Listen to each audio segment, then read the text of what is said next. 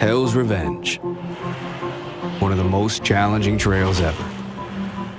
Is that a tire off the ground?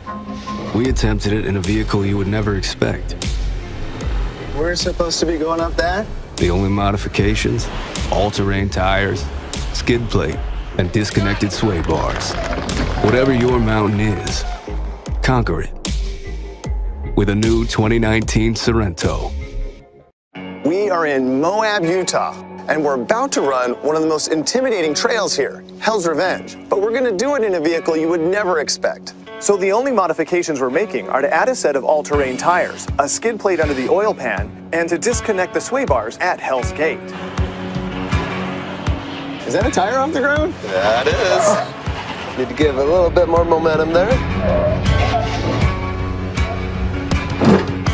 I think there went the bumper. And here we are at the entrance to the gates of hell. And we're supposed to be going up that?